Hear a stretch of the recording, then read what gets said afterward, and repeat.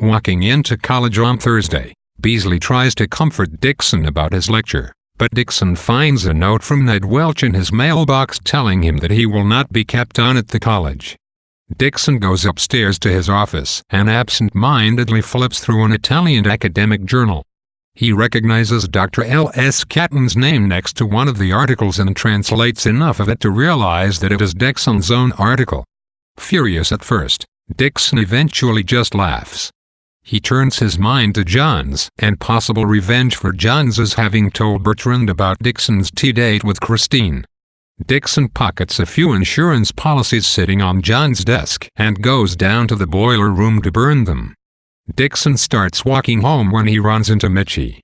Mitchie congratulates Dixon on his lecture, which the students greatly enjoyed, and sympathizes with Dixon about being fired. Mitchie tells Dixon that he and a few others will miss him. Dixon returns home and gets in the bath.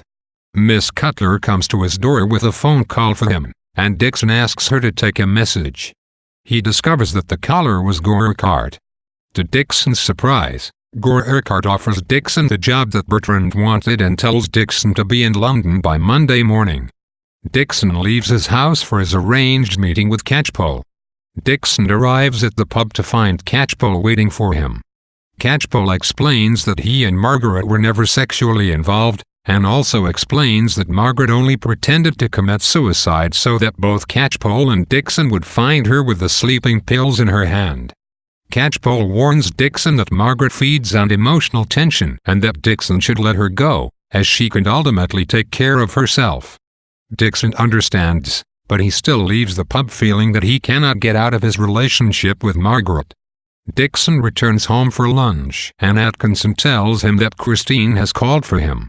Atkinson gives Dixon a vague message about meeting her at the train station before her train leaves at 1:50 so that she can give him some news, but that she is leaving it up to Dixon whether to come or not. Dixon, confused about what the news might be, runs out of the house to catch the bus to the station. Dixon arrives at the station 3 minutes before the train is due to arrive, but the conductor says the train to London actually left at 1:40. Dixon assumes Atkinson mixed up Christine's message, but then he sees Welch's car slowly pull up and Christine step out of it and hurry toward him. Dixon explains to Christine that she's missed her train, and Christine tells Dixon that Carol Goldsmith told her about Bertrand's infidelity. Christine is now through with Bertrand. Dixon reveals that he knew of the affair all along. Christine feels that Carol has told her about Bertrand because Carol has begun seeing someone else, who Dixon guesses to himself as Gore Urquhart.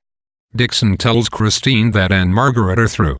Dixon asks Christine if she minds if Dixon comes back with her to London later in the afternoon and tells her of his new job with Gore Urquhart. Christine laughs at the irony of Dixon winning the job that Bertrand was actively pursuing. Dixon spots Welch's car parked outside a tea shop nearby. All of the Welches, including the younger son Michel, who has come to town the night before, emerge from the tea shop. Dixon walks up to them with Christine. About to denounce Bertrand and Mr. Welch, Dixon instead releases a howl of laughter. Christine leads Dixon away up the street.